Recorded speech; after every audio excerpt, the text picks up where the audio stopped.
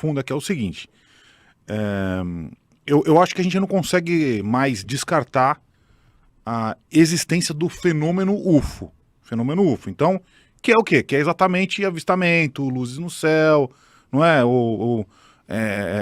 Filmagem caseira de objetos se movimentando, tudo bem.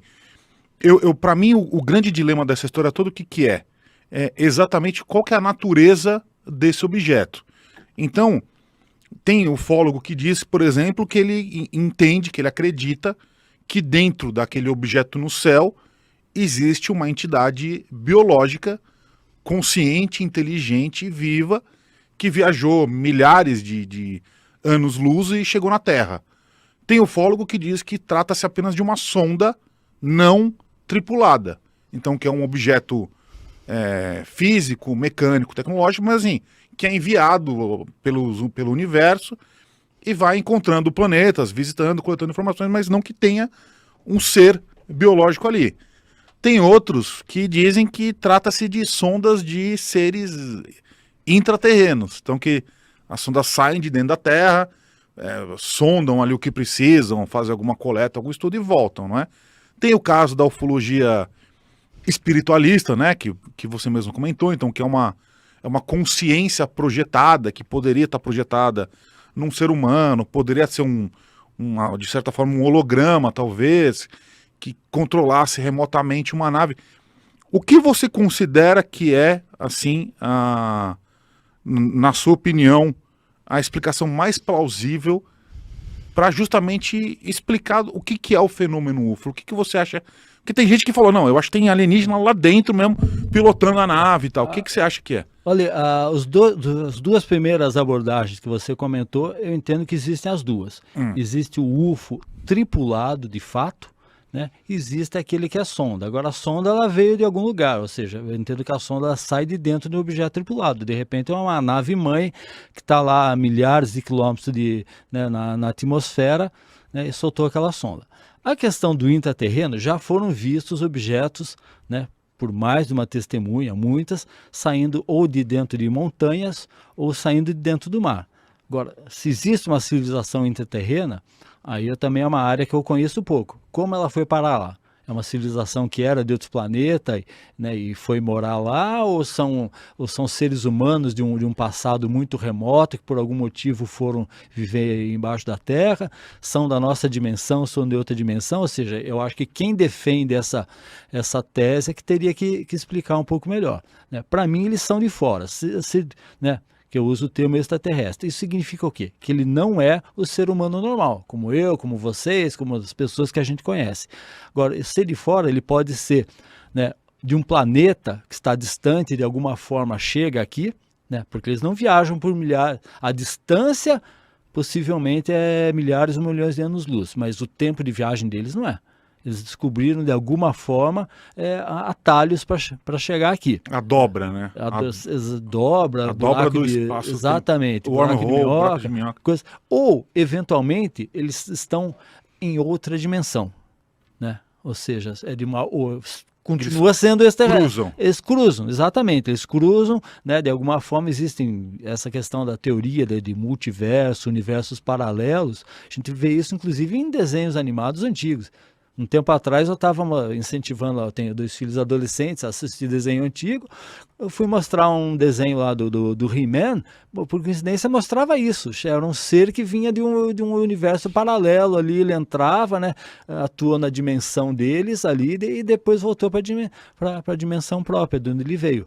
Então essa é uma outra teoria, que eles vêm para cá, né, de outra realidade, de outro planeta, a gente pode dizer, mas não da nossa terceira dimensão, e sim de outras dimensões. Continua sendo extraterrestre, porque ele não é terráqueo, ele não é né? humano. Não é humano. Agora, a questão do intraterreno, volto a dizer, eu não descarto, mas eu gostaria de entender mais para saber, né, se ele é intraterreno, ok, mas quem é ele? Como é que ele chegou lá embaixo? Aí quem estuda, quem defende essa tese vai ter que falar um pouco mais. A questão da sonda existe, né?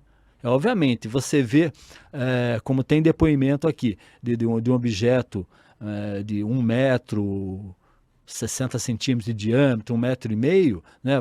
Você vai ficar nítido que aquilo ali não é, né, não consigo imaginar, né? Ah, mas pode ser extraterrestre pequenininho?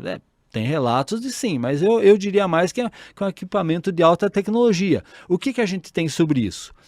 Por exemplo, né, você vai ver na Segunda Guerra Mundial que eles deram os nomes de Full Fighters. Isso aí tem fotografia também. Eram objetos luminosos, né? Aliás, tinha luminoso e tinha de não luminoso, digamos, acompanhando as aeronaves em guerra.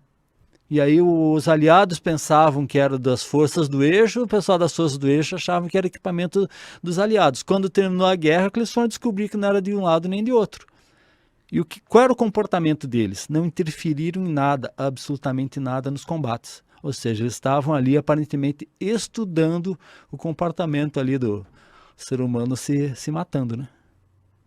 E aí você vê, tem relato, a pessoa, um amigo meu desde que eu tenho 16 anos, jornalista Júlio Toboni, tem no meu livro descrito ele e um amigo dele, né, pesquisando justamente à noite, fazendo vigília, se aproxima uma bola luminosa e tal, né, eu até perguntei pro Júlio, eu falei, Júlio, desculpa a pergunta, é meio idiota, né, por que vocês fugiram, né, porque eles entraram no carro, né, e o objeto seguiu lá por, sei lá, quase 2 quilômetros, eles estavam numa área de ponto mais alto em São José, e ele falou, Baéria, é o seguinte, se tivesse passando na nossa frente, a gente ficava parado olhando. Agora o negócio veio meio errante na nossa direção. Né? Aí falou, a hora que começou a chegar perto, entramos no carro e fomos embora. Agora, isso aqui que é uma sonda. Né? A gente vai ver o que no folclore, né? Boitatá. Né? Boitatá não tem nada a ver com boi, é uma palavra indígena, escreve tudo junto, né? Boitatá, que significa cobra de fogo. Né, vem do Tupi-Guarani a cobra de fogo, ou seja, são avistamentos que as pessoas, né, viviam na zona rural, nas florestas, tal, já tinham de muitos e muitos anos, e aí, obviamente, aí vira lenda, né, o pessoal começa a tentar explicar o que é aquilo, aí começa a ter toda aquela história, mas são luzes que as pessoas veem, já viam há muitos anos e continuam vendo hoje em dia. Os indígenas, as tribos, né? Tem muitos relatos interessantes assim de luzes, né? Tem relatos antigos e tem aí recente, por exemplo, no Acre, até a FUNAI foi acionada para o pessoal ir lá ver o que está acontecendo, porque começa a assustar o pessoal né, o que aconteceu mais ou menos em 77, né, aqui no norte do Brasil, né, acontece recentemente, né? Começa o cara a ser perseguido à noite por luzes, né? Tem a história lá, esse eu não consegui entrevistar pessoalmente, uma equipe de policiais militares, né, cidade ali perto de São José, em Monteiro Lobato, o cara à noite fazendo ronda na viatura, chega uma luz por cima ali, que a pessoa que me contou falou que o policial falou assim para ela, olha, se fosse bandido armado, eu sabia o que fazer. Agora aquele negócio, aquela luz gigantesca em cima da viatura, não sabia o que fazer.